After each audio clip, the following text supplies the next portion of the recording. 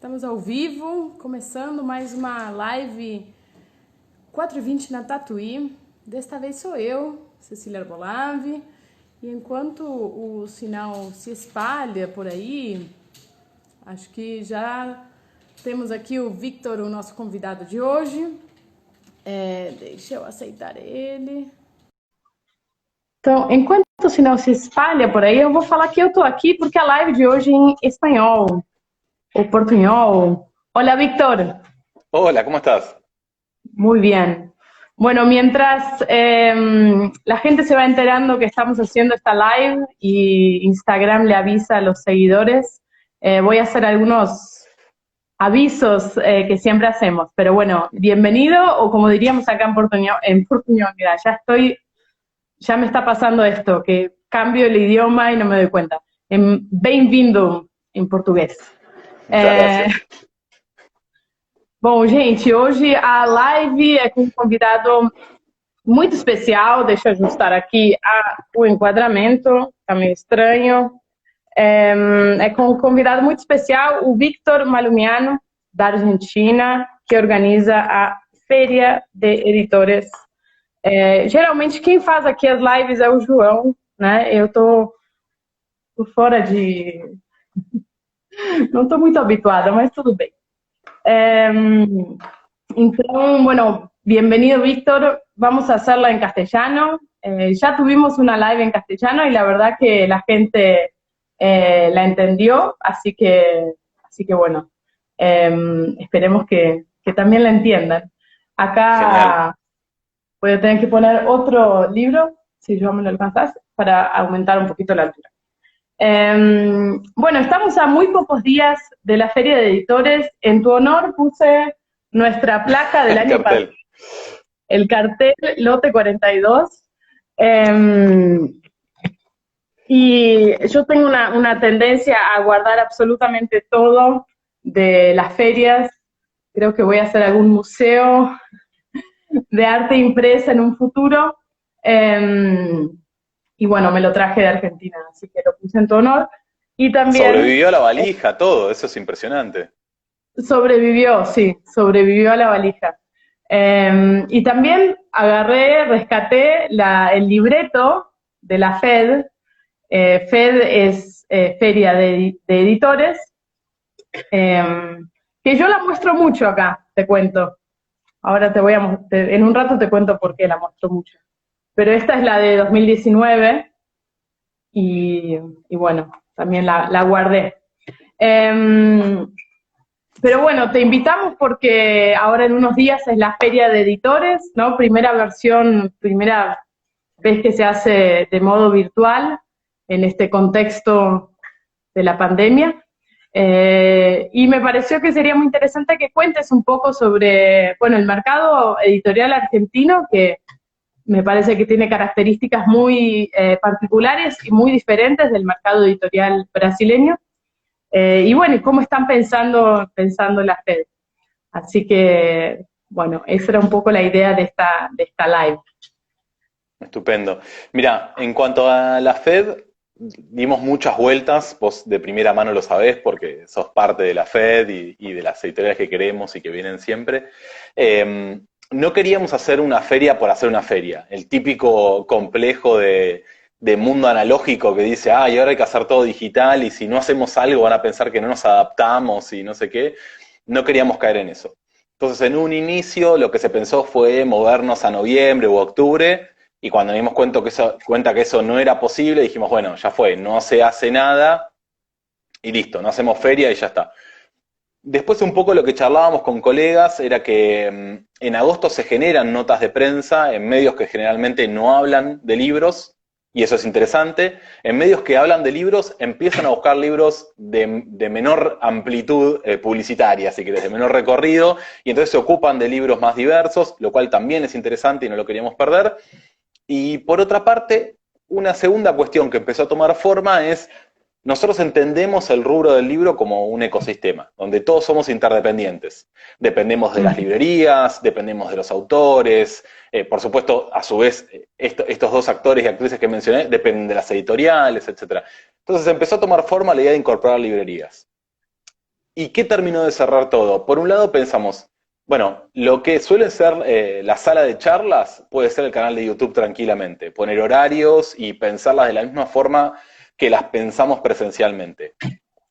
Lo que suelen ser la atención al público, que la gracia de la FED es que están directamente las editoras y los editores atendiendo, podemos generar un listado de las editoriales participantes y poner un gran botón que te habilita a entrar al espacio virtual de la editorial. Y entonces a través de un Google Meet, un Instagram Live o un Facebook Live puedas acceder a charlar con el editor o la editora. Y entonces ahí lo que se sumó también es que esté la librería escuchando y sea la que haga la venta. A nivel logístico, porque las librerías tienen recontra aceitado el delivery, tienen recontra aceitado la paquetería, los formatos de pago, y además tienen stock de todas las editoriales participantes. Por más que cada editorial eligió una librería, esa librería a su vez tiene stock de las otras editoriales. Entonces, si por ejemplo un lector o una lectora entra y pide un libro de lote 42 y cuando está pagando dice, ay, pero también quisiera un libro de Godot, esa librería también tiene stock y entonces puede preparar el pedido. El punto final que nos decidió hacerla fue que charlamos con el Ministerio de Cultura de Ciudad e hicimos un convenio para que la entrega en Cava, en la Ciudad Autónoma de Buenos Aires, fuera sin cargo. Entonces ahí todas las aristas tomaban forma, no se perdía el contacto directo con los editores y las editoras, se incorporaba a toda la cadena de valor del libro y para los lectores y las lectoras tenías el plus de que la entrega iba a ser sin cargo. Entonces ahí nos decidimos hacerlo y terminó de tomar forma, por decirlo de una forma. Y después, hace poquito, sumamos esto, que es un librito del mismo formato que vos mostraste antes, que se llama Diarios, exactamente el mismo tamaño, que hay solo 500 unidades, se van a regalar con los pedidos de 4 ejemplares o más. Tiene textos de Gaby Cabezón Cámara, Mariana Enríquez, Martín Coan, Camila Sosa Villada y Pedro Saborido. Este librito es otro beneficio para los lectores y las lectoras. Todas las compras mayores a 4 ejemplares o 4 ejemplares, les va a ir este libro de regalo cuando les lleguen a la casa, hasta agotar los 500 ejemplares. Entonces, como que el formato virtual tenía un montón que ver con lo que hacemos analógicamente. No queríamos hacer una transmisión en vivo o algo nomás que no representara lo que pasa en la FED en algún punto, ¿no? Que igual hay mucho que se pierde, digo, la posibilidad de unirnos, de charlar proyectos, hacer complicidades, está perdido. Revolver libros, encontrar cosas que no esperabas, y eso va a estar muy difícil. Pero también es lo que nos toca vivir, digo, no podemos evitar eso. Sí, tal cual. Voy a hacer solo un pequeño resumen en portugués, solo para explicar la dinámica de la FED este año, porque tal vez pueda ser algo interesante solo para traducir esa parte para que la gente entienda cómo la transformaron en esta versión virtual.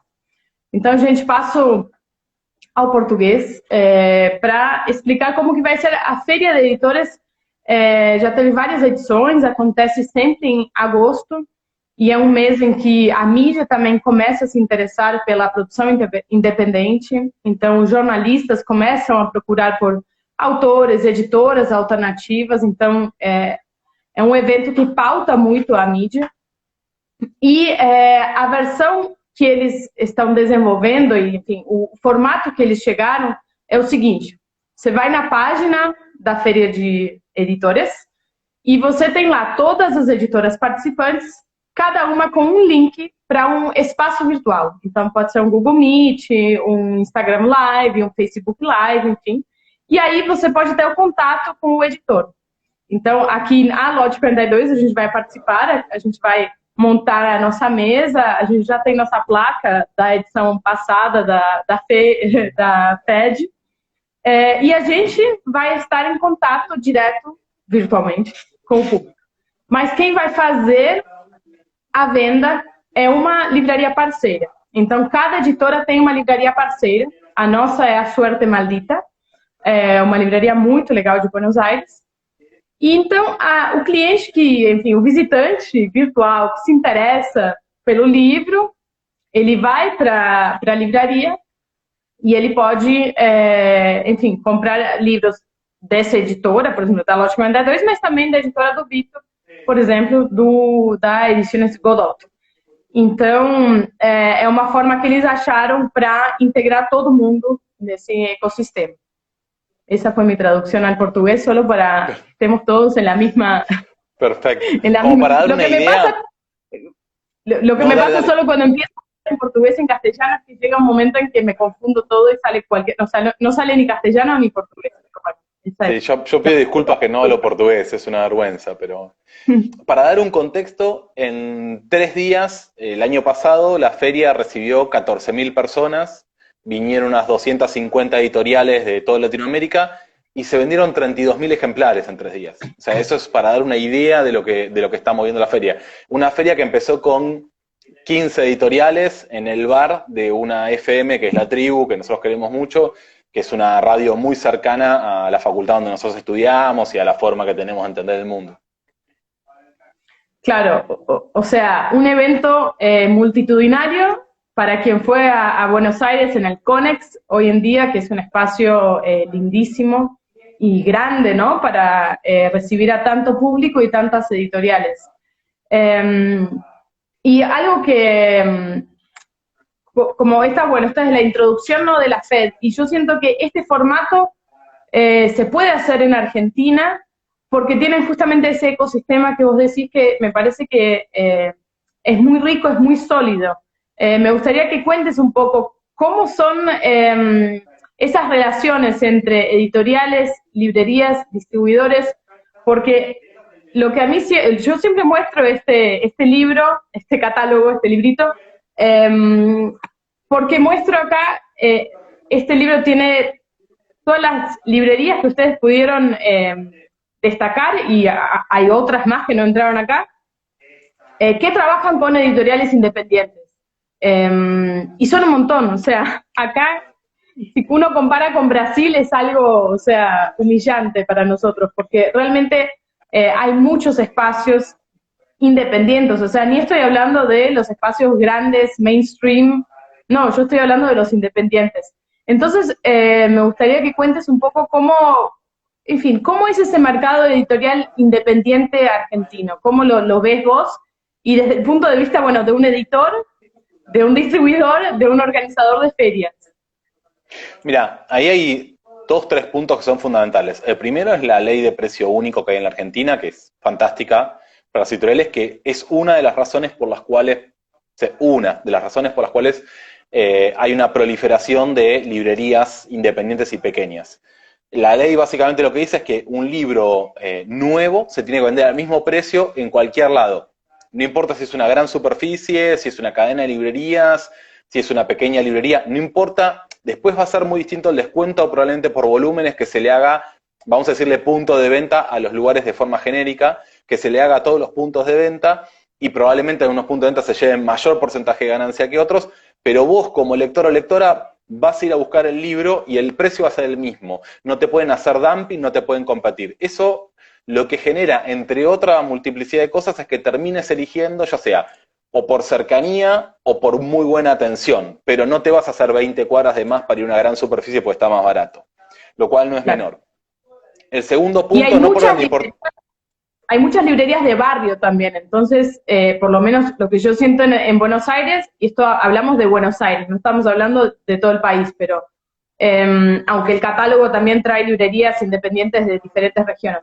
Pero en Buenos Aires yo lo que siento es que todos los barrios tienen su librería de barrio, y no solo una, sino varias. Bueno, pero... Más o menos, ahí un tema no menor... Pablo, hacemos un recorrido acá y vas a ver que hay muchas menos que... Claro, bueno, eso puede ser. Pero ahí hay 2 temas muy importantes. Por un lado, el 75-80% de la producción editorial y las librerías están en AMBA, que AMBA vendría a ser Ciudad de Buenos Aires más alrededores, por decirlo muy sencillamente. Por ende, entre la provincia de Buenos Aires, si querés, y ni siquiera la provincia de Buenos Aires, sino como unos kilómetros alrededor de la ciudad de Buenos Aires. Y Buenos Aires está concentrado todo, lo cual no es bueno, no está bueno. Después, ahí en ese catálogo tenés más o menos 300 librerías independientes. O 350, una cosa así. En general, la Fundación El Libro te dice, y ahí están distribuidas, claro, por provincia y por localidad. En general, te van a decir que hay 1.300 puntos de venta en la Argentina. Lo que pasa que ahí tenés que restarle varias cosas. De esos 1.300 puntos de venta, probablemente muchos sean usados. Y para editoriales de libros nuevos no les sirven. Otros tantos, y una gran cantidad, son santerías, o sea, que venden libros solo religiosos o de autoayuda. Otra gran cantidad son librerías que sabemos que no pagan, que las hay, como hay en cualquier parte, así como hay editoras o editoras que no se comportan bien, hay librerías que no se comportan bien. Entonces, cuando vas reduciendo, después hay otras tantas que capaz solo venden libros, no sé, tienen una librería nosotros acá le decimos de la misma forma, librería de libros y librería de, no sé, lapiceras. Venden los libros que más se venden, capaz no van a tener libros de catálogo de fondo de ciencias sociales, por decirlo de una forma. Entonces, cuando empezás a refinar, no te quedan mucho más de 400 puntos, 450 puntos. Y el tercer punto fundamental para mí, más allá de que además hay una tradición librera en Argentina impecable, el nivel de los libreros acá es impecable, es la educación pública y gratuita. Que eso generó, y en algunos casos obligatorias en primer nivel, en el nivel inicial, eso generó que haya una masa de lectoras y de lectoras que posibilitaron la demanda de libros, lo cual generó librerías, lo cual generó editoriales, ¿no? Paradójicamente, la concentración editorial tiene un millón de cosas malas, pero por otro lado, esa vorágine de necesitar que los títulos cada vez vendan más, generan huecos muy específicos que las editoriales pequeñas supieron atender muy bien. No sé, desde poesía contemporánea hasta determinado tipo de ensayo, pasando por determinado tipo de literatura traducida, que capaz son títulos que van a vender entre 1.000 y 3.000 ejemplares, o entre 500 y 3.000 ejemplares, y que para una empresa grande poner toda su maquinaria en movimiento por esos volúmenes de venta dispersos en un año y medio no tiene sentido. Y para nuestras estructuras muy chicas y pasión además por ese tipo de cosas, porque tienen perfiles muy delimitados, delineados las editoriales pequeñas, sí tiene sentido. Entonces ahí tenés ese combo de precio único del libro, educación pública y gratuita y excelente formación, ¿no? Ahí venimos de grandes tradiciones. Digo. En los 60 y 70 Argentina era una usina de traducción en español, de hecho se usaban las traducciones argentinas para el mercado mexicano y el español, cosa que ya no sucede. Claro. Sí, y eso pasa, ese último punto que vos dijiste, que las editoriales grandes no tienen la capacidad de absorber esa variedad de producción que se está haciendo, pero bueno, no, hoy en día sí se publica por un montón de sellos independientes, pero hasta hace unos años había mucha producción, pero no había, las editoriales tradicionales y convencionales tal vez no le daban, no querían apostar o no tenían condiciones, o sea, tienen otras estructuras, no, en fin, no pueden apostar en todo, no, tampoco tienen equipos infinitos y enormes. De hecho, eso acá también pasa. Te sumo algo, acá está sucediendo desde hace un tiempo, no sé si la palabra es fenómeno, pero hay una característica que se está dando del mercado muy interesante, que se va tanto del lado de la comercialización como de la producción. Del lado de la producción hace varios años que hay un entramado de editoriales artesanales muy interesante, que trabajan el objeto libro de una forma apasionada y profesional, que están teniendo un público muy interesante en cuanto a volumen en relación a lo que ellos necesitan, o sea, son recontra autosustentables, publican para un público de una forma que digo, sacan una tirada inicial de 100 ejemplares hechos a mano y la tienen prevendida quizás, pero prevendida no en el sentido de que sacaron una preventa anterior, sino que ya saben que van a haber 100, 150 personas, y eso les da la libertad de publicar un montón de cosas que en una tirada offset no se podría. Y por otro lado, lo que está pasando es mucha librería puerta adentro o digital, que tiene mucho menos costos y que está funcionando con públicos, laburando muy bien las comunidades digitales, lo cual durante la pandemia les vino bárbaro porque ya estaban recontra acostumbrados a hacer delivery porque no había otra forma, no había local para visitar, y que además saben trabajar las especificidades y tener mismo además muy identificado a su público. Entonces, sale un libro nuevo de una independiente y van y medio como que saben que Juan Pérez o Juana Pérez va a querer ese libro y le escriben y le dicen, y están empezando a mover volúmenes muy interesantes. Nosotros desde la distribuidora vemos que hay librerías puertas adentro, librerías digitales que venden lo mismo que una librería física o más, con costos muy distintos. si todo vira hacia ahí, hay varios peligros en torno a eso. Es como cuando entra a jugar un jugador monopólico como puede ser, o se convierte en monopólico como ser Mercado Libre o Amazon. Hay peligros, pero si se mantiene todo homogéneo y estable, es muy interesante esa diversificación. Bueno, esas librerías a puertas cerradas es algo que acá no hay mucho, es lo que nosotros hicimos acá en Sala Tatuí. Nosotros el término que usamos en portugués es libraría con hora marcada, o sea, es una librería que vos agendás un horario, porque en portugués sentíamos que a puertas cerradas iba a generar un ruido, ya que no era un concepto que se manejaba acá. Y nosotros lo creamos muy inspirados en el ejemplo de Argentina, con esa lógica de, bueno, la gente lo hace en sus casas y recibe a la gente en el momento que puede. Nosotros acá hicimos, bueno, tenemos nuestra oficina, porque nuestra librería está, o sea, no voy a mover la cámara, pero está nada, a 20 pasos, o sea, está acá al lado. Entonces recibimos en el momento que podemos. Pero me pareció un modelo muy interesante en Argentina, ¿no? Que está hace algunos años ya, unos 10 años dirías, 8 años, ¿cuánto te parece que empezó ese fenómeno? Ahí no sabría decirte, porque además hay una pequeña distinción. Yo creo que en mi casa, la de Nurit, fue la pionera, y habría que consultar su sitio, preguntarle a ella cuánto nos lleva. Pero después me parece que hay una distinción entre esto de que no sé si es puertas cerradas o puertas adentro, el nombre particular, pero entre las que tienen un espacio físico para recibirte y las que directamente ya son digitales. O sea, quizás en cierta práctica el living de esa persona está copado por estanterías y por libros, pero todo funciona de manera online. Le ponen mucho tiempo a la comunicación de redes sociales, le ponen mucho tiempo a su envío del newsletter, a su base de datos, a su trabajo, y como un trabajo ahí distinto. Lo cual no quiere decir que las librerías a la calle tradicionales no lo estén haciendo tan bien. Hay muchos ejemplos donde, no sé, ahora se me viene, digo, no, mencionás a una y la demás espero no se enoje, pero se me vienen a la casa No Tampuán los domingos, el equipo de No Tampuán siempre hace un vivo a la tardecita, y medio que se está convirtiendo en un clásico que todos entran a ver y a ver las recomendaciones y arrastra ventas, y es hiper interesante la charla que se da ahí, y creo que le han encontrado un tono muy interesante también a esa charla. Digo, en eso de lo que estamos viendo, de la típica pregunta de la pandemia, lo que viene quedando es la importancia de la comunicación digital y encontrar ese tono. Claro, y que es un tono que, bueno, es fruto de un tono que la librería ya tenía, o sea, es un estilo, sea con el tipo de libros que trabaja, sea con el público con el que está acostumbrado a frecuentar las librerías. Yo lo que creo que en Argentina no había tanto, y que acá en Brasil sí, por lo menos en los últimos años yo comparaba como, por ejemplo, acá ya había tiendas virtuales, la gente muy acostumbrada a pagar con tarjeta, con todo, y en Argentina, esto te digo, no sé, hace 8 años, como que todavía tardaba. Y no sé si las librerías, por ejemplo, en Argentina tenían esa estructura de envío de tienda virtual, o si se tuvieron que adaptar, nada, en esta pandemia. Un poco y un poco. El delivery de libros.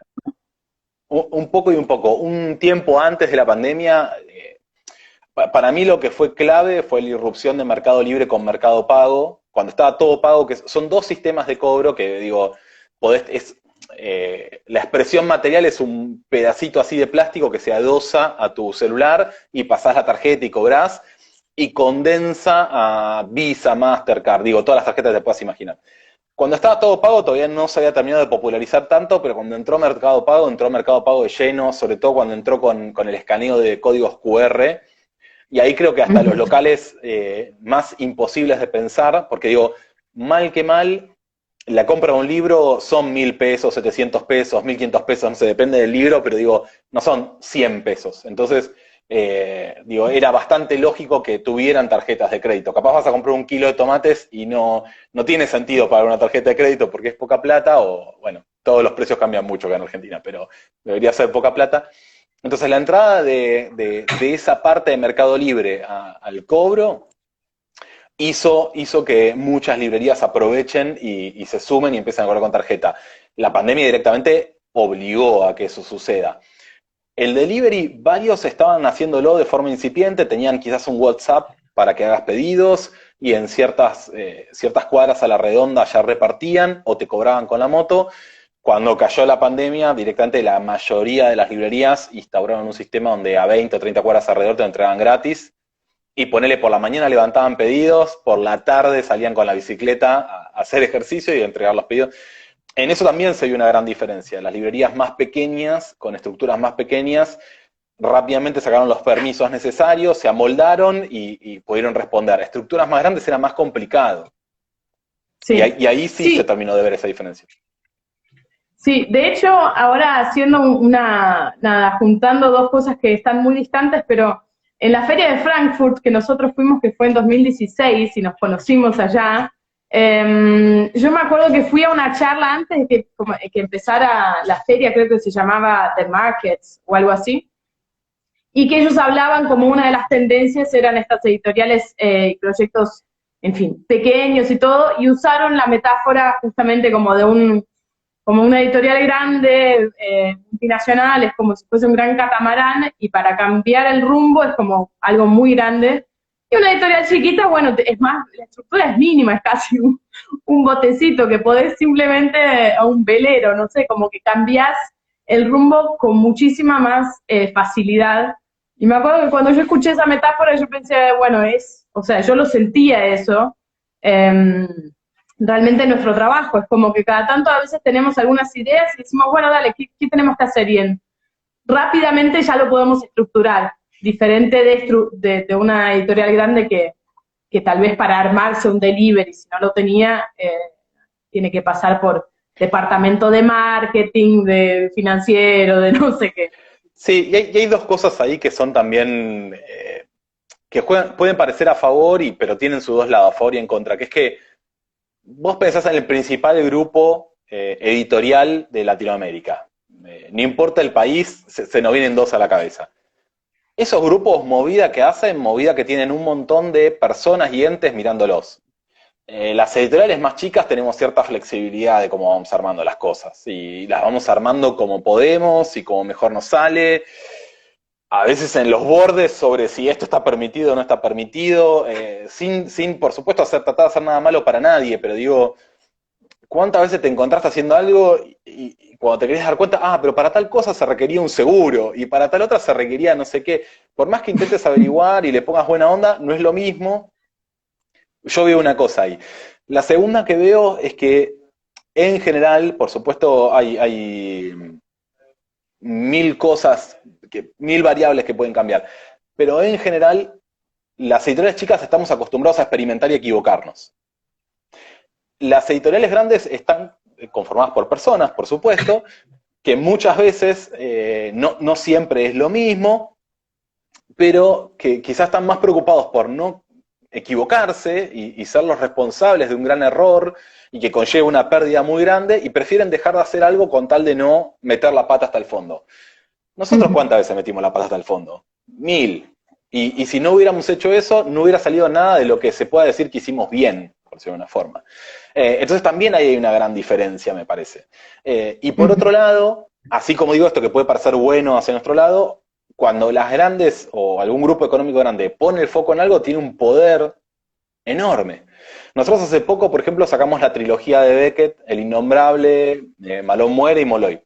Y decidimos hacer una bolsa tote de regalo que se regalaba en librerías exclusivamente, no era compra directa, sino que para festejar se lo dábamos a nuestros aliados, que son los libreros, para además mostrar, porque si no todo el mundo dice, las librerías son nuestras aliadas y después hacen cualquier cosa. Bueno, una vez que vamos a regalar algo, se regala si le compras a la librería.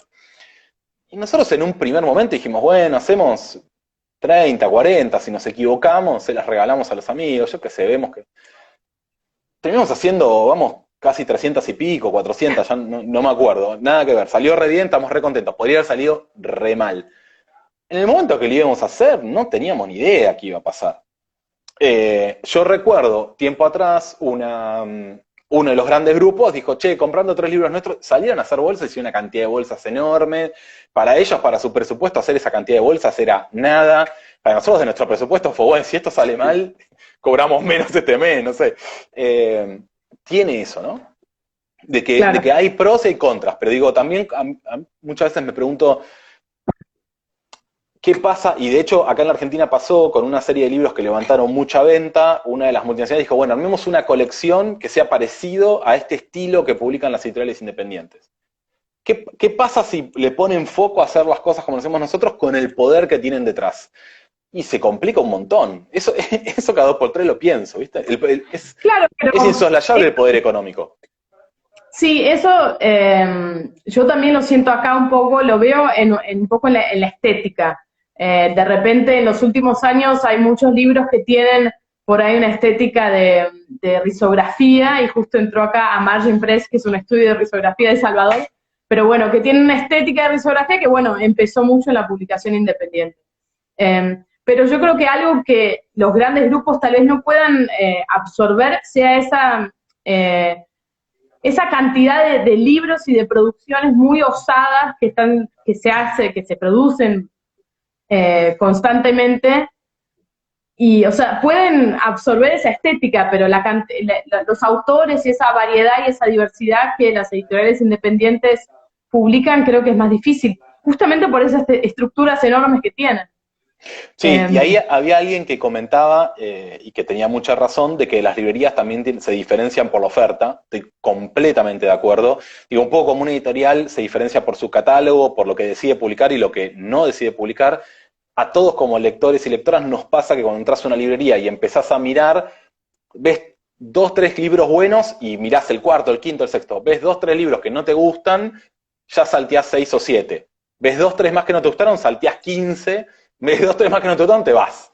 La curación de la librería es fundamental, de la editorial también.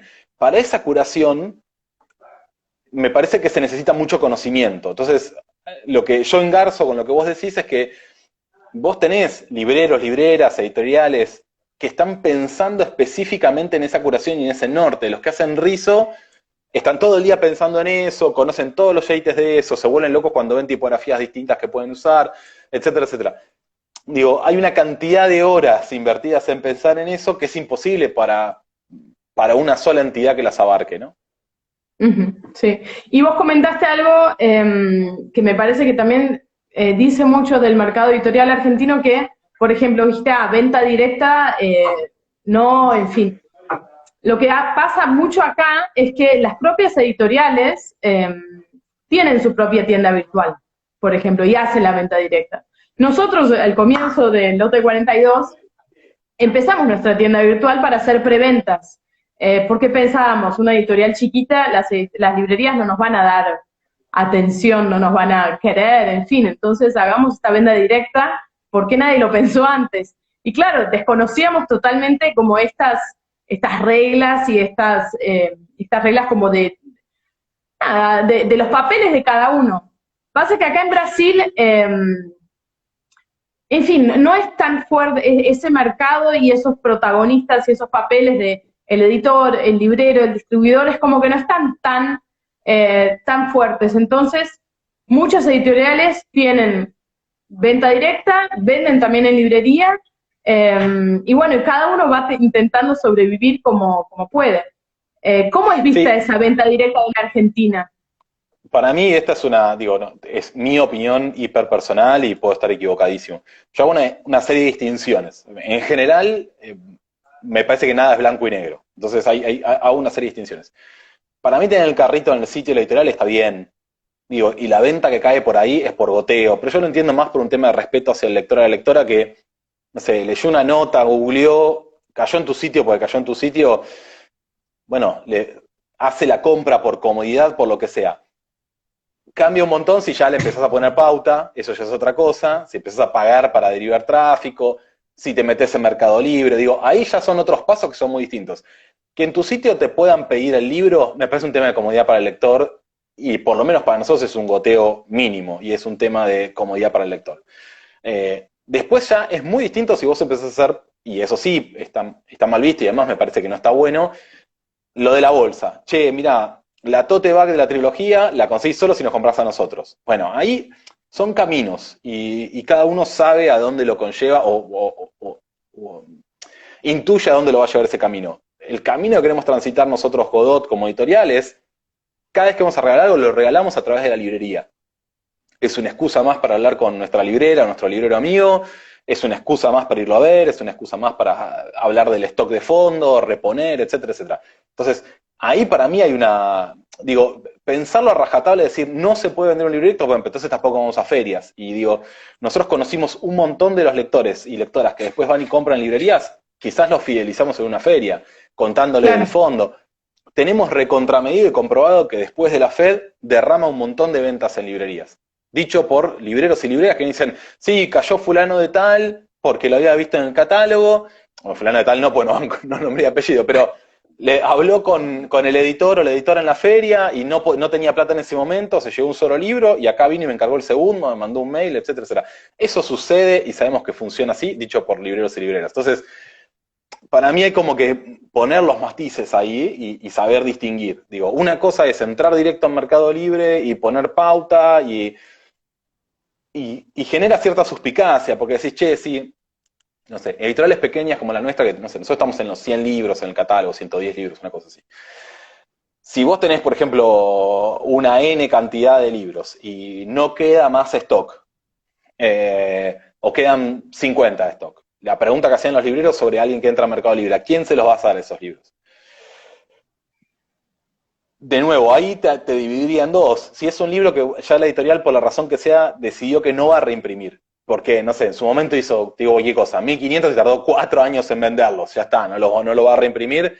Te recontraentiendo, lo vendés directo, lo que queda, tratás de amortizar lo mejor que puedas la inversión, etc. Ahora, si es un libro que se está vendiendo un montón y se quiebra stock y queda un remanente, ¿va a ir a librerías o va a ir a tu canal directo de ventas? Bueno, todas esas preguntas empiezan a generar cierta relación con los libros. También lo que creo que de las cosas que va a dejar la pandemia es, ya hay una versión bastante en firme de una nueva, no sé llamarlo cámara o asociación entre librerías independientes acá al menos en la ciudad de Buenos Aires, no sé si va a ser más expandida a toda la Argentina y demás.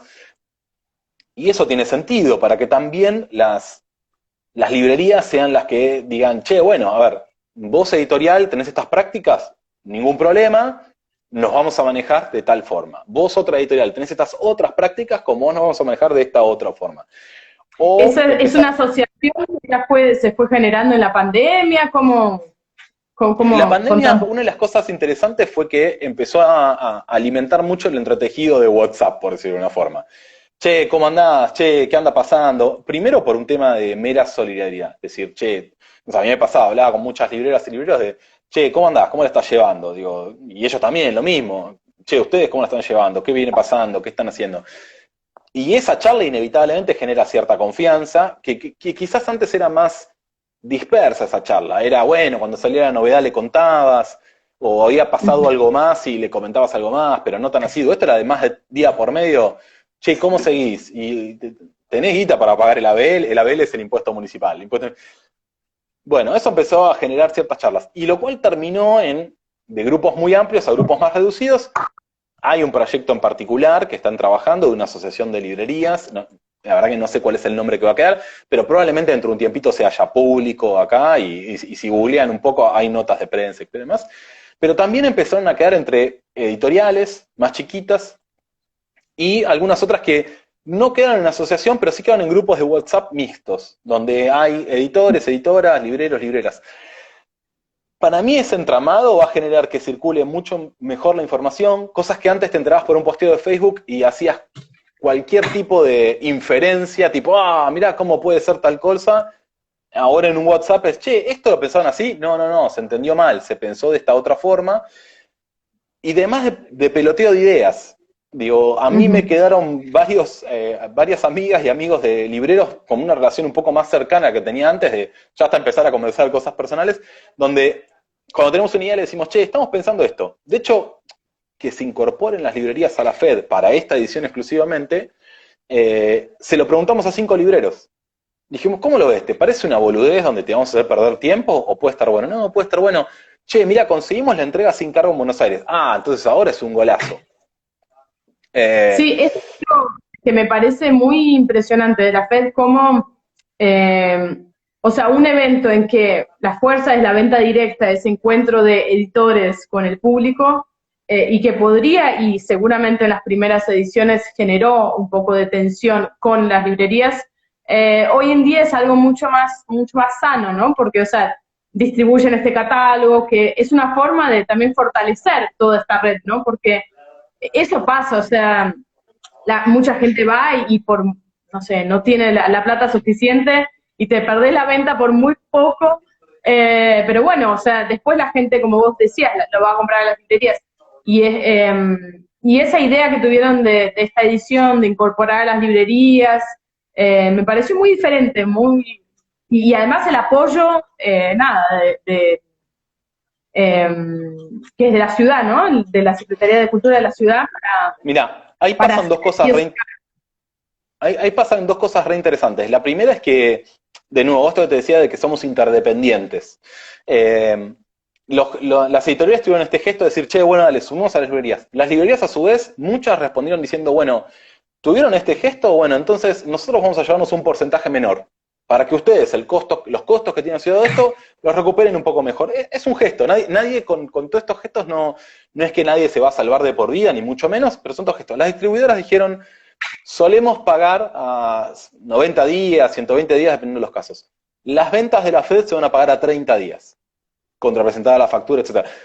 También generó eso, ¿no? De otro tipo de relación. Las distribuidoras ya están trabajando, bueno, ya lo deben haber hecho, mandaron, ni bien fueron los primeros en enterarse de qué librería había elegido qué editorial y viceversa, y mandaron reposiciones de fondo para que esa librería que va a atender especialmente esa editorial tenga todo el material suficiente. Se charló, che, ¿qué es lo que pensás que se va a vender más? Y por otra parte, algo que me parece interesante de todo esto es entenderlo hacia futuro. Nosotros no solo hacemos lo del catálogo que bien comentás, sino que se hace un programa que es idéntico casi al que hace la Feria del Libro de la Rural, la Fundación del Libro. El programa de ellos se llama Librería Amiga, creo, Librero Amigo, y esto se llama Librería Aliada. Es lo mismo, es otra ocasión donde las librerías pueden comprar con el 50% de descuento en firme. Claramente es un homenaje a ese programa que funciona muy bien, que está muy bueno. Bueno, pero buenas ideas también uno puede inspirar al otro, porque pero además, si no positivo si no además queda como que es la contra de que la feria que es del grande, estamos todos peleados y ellos son el mal y nosotros somos el bien, o viceversa, ellos son el bien y nosotros el mal. Y hay cosas que ellos hacen muy bien y que está buenísimo emular, y cosas que quizás nosotros hacemos bien y está bueno. Esto en particular, como es de las 250 editoriales que tenés en la FED, el 50% o menos participa de la Feria de la Rural. Así que para los libreros también es la posibilidad de comprar muy surtido y muy piola. Y este año, al incorporar las distribuidoras, algo que generó es, capaz como una librería que está lejos de la ciudad de Buenos Aires, quiere tener un libro, un ejemplar de cada título de 5 editoriales distintas. Si esa compra la tiene que hacer por separado, el costo de envío es muy mayor. En cambio acá, al tener una distribuidora que la une, tiene todo el sentido. Bueno, pero eso también es algo que también fue surgiendo en los últimos años. Me podés corregir si estoy equivocada, pero que también surgieron distribuidoras de editoriales independientes, o sea, alineadas con esta forma de trabajar diferente, ¿no? Tal cual. Mirá, hay como... No, sí, perdón, yo interrumpo un montón, me tenés que golpear. Hay como dos caminos. Uno, que me parece que ya es más un fenómeno, muchas editoriales se han agrupado y han armado distribuidoras hiperprofesionales, pero lo que yo llamaría cerradas. Por ejemplo, Carbono distribuye a Godot, Gourmet Musical, Sigilo y Leteo. Quizás sumemos en algún momento una editorial más, pero no es una editorial del estilo típico, no es una distribuidora, perdón, del estilo típico, de tener 30, 40 distribuidos. Tenés a los chicos de Blat y Ríos, que también tienen una distribuidora similar, Coma 4, que es Caja Negra, Cactus, creo, y no sé si tiene una editorial más en este momento. Y hay varias experiencias de ese estilo. Y por otro lado, lo que cambió bastante fue en este último tiempo la irrupción de Big Sur, digo irrupción en mejor de los sentidos, pero que de golpe con una inversión de capital muy grande y con además personas que saben mucho sobre el libro, porque tanto los chicos que trabajan ahí, los chicos y no tan chicos, algunos más grandes. Yo siempre lo destaco a Guido porque fue mi vecino en la primera FED que participé, Y él me vendía los libros, o sea, la gente llegaba y él decía, tenés que conocer los libros del Lote 42. Y yo decía, ¿quién es esta persona que me está vendiendo los Bueno, libros mejor que yo? Era Guido. Guido y Fede son dos monstruos. Son dos monstruos. Así que por eso te digo, con una irrupción bastante grande de inversión de capital, más gente que sabe mucho, de golpe cambió mucho la distribución, porque hubo un pase de editoriales de un lado a otro bastante grande, que si la mirás de forma aislada cada editorial, quizás no hace tanto ruido, pero si lo mirás junto en volumen de venta, cambia mucho los pesos relativos de las distribuidoras al momento de llegar a las librerías. Creo además, sacándolo de Big Sur, porque me parece un fenómeno como aparte, o un movimiento aparte, creo además que estas distribuidoras chicas que yo te decía, están reponiendo muy rápido y muy bien, están muy profesionalizadas, están muy disponibles para las librerías pequeñas y para las cadenas, para que rápidamente salir a reponer, quizás con mucho menos recursos, pero vos ves, por ejemplo, los rankings de ventas de las cadenas, por poner un indicador, y se filtran, como no pasaba hace 5 años atrás u 8 años atrás, libros de editoriales pequeñas, libros de editoriales que están conformadas por una persona o por dos personas. Que en el caso de que son dos personas, no es que es una persona más un empleado, son dos pibes o pibas que la tiran juntos, digo, como puede ser Lote. Y eso es loco, porque eso no solo habla de cómo se eligen los títulos, sino también de la capacidad de reposición, porque muchas veces el tema del quiebre de stock o la mala distribución. Claro. Sí, no, eso me parece a mí fascinante, como el mercado editorial argentino es algo para que acá en Brasil uno mire y se inspire un poco. ¿Yo te puedo hacer una pregunta a vos? Sí. Podemos dar vuelta. Yo te quiero hacer una pregunta, tengo mucha curiosidad de algo. ¿Cómo percibís vos, hoy por hoy, el uso del tiempo ocioso? ¿Cómo ves el tema de Netflix? ¿Cómo ves el tema de Spotify, etcétera, etcétera, etcétera, en el consumo del tiempo? Si eso amenaza la lectura, si para vos van por... No le digo como bueno o malo, sino cómo estás leyendo vos, cómo lo estás percibiendo. Sí, bueno, y eso ya nos lleva también un poco a nuestro tercer tema de la live, que era, o medio al último en realidad, que es la producción de un evento dentro de casa con todas esas distracciones. Mira, acá cuando empezó la pandemia, obviamente, nada, como en todo el mundo, explotó el consumo de series, de Netflix, el mercado de videojuegos también, que lo acompaña mucho porque Joao lo acompaña también mucho, investiga el tema, y entonces también yo me entero, por más que no sepa jugar más que Tetris, me entero mucho del mercado de videojuegos. El mercado de videojuegos realmente se fortaleció mucho en esta situación. Lo que yo sentí al comienzo de charlarlo con gente es que a mucha gente le costaba mucho concentrarse en la lectura, en algo, nada, en pasar 2 páginas, porque uno lee y se queda preocupado con todo este contexto que está pasando. Por otro lado, si lo pienso en las ventas que nosotros tuvimos en la Banca Tatuí, que es nuestra, bueno, por donde estamos haciendo esta live, y es nuestra librería de editoriales independientes, por más que nosotros tuvimos que cerrar la tienda física, que era como es un puesto de diarios en la calle, nosotros teníamos mucha gente que pasaba y no estaba buscando un libro y de repente se tropezaba con el kiosco y compraba un libro. Entonces, al perder eso, pensábamos como, bueno, ¿cómo se van a comportar de forma virtual? Porque el libro no es acá algo de tanto valor como es en Argentina, o sea, si lo tenemos que comparar. Pero increíblemente mucha gente, bueno, o sea, con nuestros números, ¿no? No voy a comparar con grandes grupos, pero yo sentí que muchos apostaron en la lectura. O decidieron regalar libros, por ejemplo, en fin, sentí ese pequeño movimiento. Pero sí creo que acá, en este momento, es más difícil, ¿no? Es como volver al libro y, bueno, un catálogo, pero bueno, concentrarse en la lectura en el medio de un contexto tan difícil, ¿no? Y cuando Netflix es tan fácil, ¿no? Uno aprieta y nada, como que no es algo activo, simplemente es un consumo pasivo. Es un poco eso. Nosotros lo que estamos haciendo son encuentros de lectura virtuales.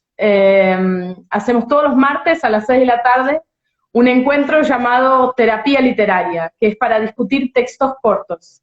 Entonces, son cuentos o... Sí, básicamente cuentos, o no sé, o cuentos de una antología, o de un libro, en fin.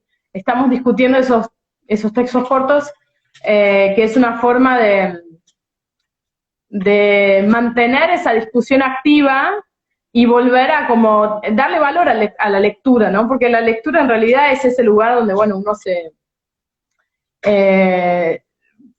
mete y viaja, ¿no? Y te ayuda a un poco salir de este mundo real.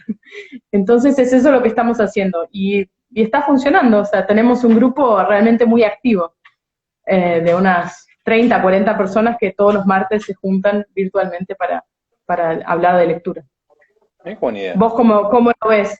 Tenemos acá, vos me habías dicho que era tu primera live, en Instagram es muy estricto y la cierra a la live a exactamente 1 hora, así que tenemos 10 minutos para seguir charlando. Hace bien, Pero ahora me da un momento de que darle un corte, si no es imposible. sí, no, está bueno ese límite, la verdad, además ayuda a organizar más las ideas y nada, enfocarse en el tema. Pero vos, ¿por qué me lo preguntaste? ¿Vos cómo lo ves a esa cuestión? Porque es uno de los grandes temas, o sea, muchas veces escuchás a los expertos en mundo digital, muchas comillas. A mí me da mucha desconfianza cuando alguien que vive de lo digital te habla, y yo vengo del palo digital además, te habla de las bondades de lo digital. Digo, como que yo te hable de las bondades del libro. Digo, está bien, hay que desconfiar un poco de eso, ¿no? A mí me parece que el libro sí compite en el mismo espacio que está compitiendo Netflix. Digo, compite por el tiempo ocioso. Sí, claro. Comparto tu lectura Sí. sobre eso. Y muchas veces ves informes de gente que te dice, che, pero aumentó la lectura. Y sí, claro, si ahora ya hay 2 horas de viaje, en promedio, acá en Capital Federal, por lo que yo vi la última vez que vi un informe sobre eso, el ciudadano promedio viaja 45 minutos día, 45 de vuelta. Claro, ese tiempo en el subte, como se viaja en el subte, es bastante complicado leerse. No es imposible, pero es muy complicado. Ese tiempo ahora estás en tu casa. No me extrañaría que te suba el ranking de lectura de 15 minutos o 20 minutos por día. Hay que ver qué pasa cuando esto se empiece a reacomodar realmente. Digo, cuando el capitalismo empiece a operar sobre eso y te digan, che, estás laburando remoto, pero ahora ya no viajás, ¿por qué no te laburas 1 horita más? No sé, o ver qué cosas empiezan a pasar. Y me parece algo re interesante ver cómo está leyendo eso el rubro. En general, digo, y sobre todo fuera de Argentina, con colegas de acá hablo un montón. Pero cómo lo estabas viendo vos, y además ustedes que en general tienen ideas muy originales de cómo ir solucionando los problemas que van apareciendo, por eso te preguntaba. Sí. Bueno, y hablando un poco de tiempo ocioso y pandemia y tiempo dentro de casa, uno de los temas que charlamos, que elegimos para esta charla, fuimos pasando por todos, ¿no? Mercado editorial argentino, librerías en cuarentena, las ferias de libros, ¿no? De lo presencial a lo virtual, y ¿cómo fue esa producción de un evento dentro de casa? O sea, ¿cómo es organizar un evento con todas tus otras, las cosas del día, la familia? ¿Vos tenés 2 hijos, una hija? Una hija. Una hija, sí, pero me imagino que no está yendo al colegio, entonces, bueno, ¿cómo es producir teniendo que cuidar a tu hija también? Contame un poco, en fin, cómo lo viviste a esto. Ahora ya estamos muy cerca de la FED, así que bueno, lo peor ya debe haber pasado. Sí, ya pasó. Mirá, lo que digo, te lo digo desde, yo laburé 10 años en digital y como jefe de desarrollo, digo, entiendo bastante de eso. Horrible, todo me pareció horrible.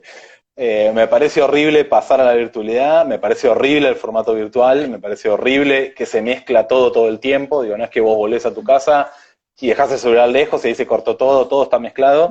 Y después lo otro es que nosotros, vos también, porque organizás una feria y demás, venimos de una serie de conocimientos a base de prueba y error o de formación de cómo organizar una feria presencial. Entonces, digo, nosotros hasta ahora jamás habíamos usado un editor de video, jamás nos habíamos preocupado por un streaming en vivo. como mucho se grababa la charla y después se subía por un tema de archivo y de qué para posteridad. Pero ahora te encontrás con unos temas de iluminación de cómo se grabó la charla, de homologar la forma en que fueron grabados todos videos distintos.